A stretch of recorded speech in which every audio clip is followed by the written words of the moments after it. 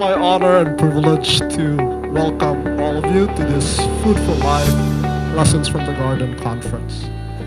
We thank the National Commission for Culture and the Arts for providing us with a modest grant to gather all of you experts from across the country in this venue to share lessons that you have learned regarding food and how it is intrinsically weaved into the fabric of our culture and society.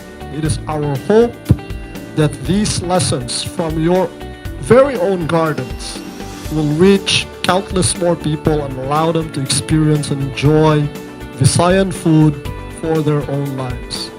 Food for Life Lessons from the Garden is a conference that is sponsored by the National Commission for Culture and the Arts under the Subcommission for Cultural Dissemination and specifically the Committee on Cultural Education.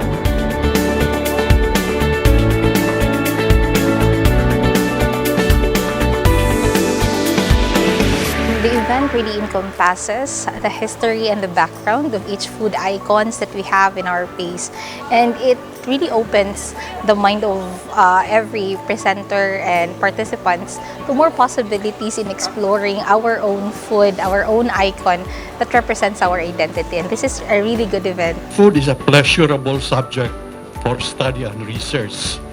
We love to talk about food, and of course, better yet, eat. So I hope this is a conference that includes the eating as well. And it's a subject on which everyone has an opinion. A conference like what we have today, therefore, should be fun. The goal of the conference is actually to bring together teachers, practitioners, artists, everybody who is interested in culture and the arts to learn from each other and to bring these takeaways home to our different institutions, universities, groups, and share this knowledge. What I learned so far in the presentation is about the cultural recipes that we use to create our own way of eating and the food that we have here in Cebu. Because, you know, we're very diverse and some of our food also is inspired by other variations. At the same time, we try to mix it for our own. And it's quite interesting to know that we can also relate to literature because, you know, the way we write is like almost like the way we eat. You know, when you're comfortable eating, comfortable writing. By now, you must be very eager to know how to make ampao. Let's get right to that.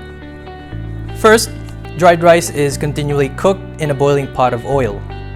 Throughout the cooking process, the dried rice is removed from the pot at set intervals. This is to ensure that the rice doesn't burn. While the rice is cooking, the syrup used to add flavor to the rice is simultaneously prepared. Sugar and Philippine lime juice, or limoncito in the local tongue, are mixed in a separate pot over a fire. The mixture is then boiled for a period of time. Once both rice and syrup are ready, they are then mixed together thoroughly in bulks. Once mixed, the rice is then laid out on a rectangular table and then left to dry. As soon as the rice is thoroughly dry and crispy, the ampao is now ready to be packaged and stored.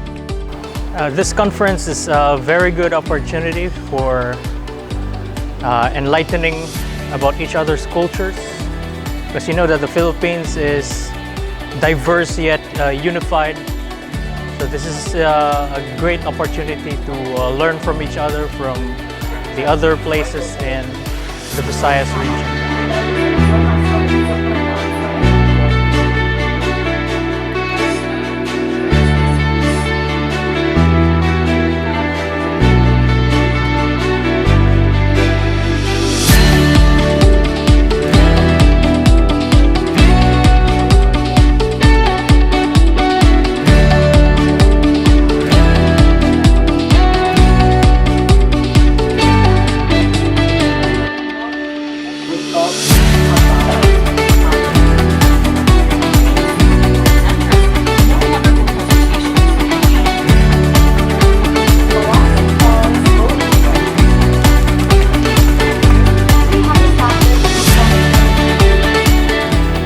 initiatives of NCAA and the delivering institutions are very commendable because this will help the teachers and the students reinforce the identity of Filipinos.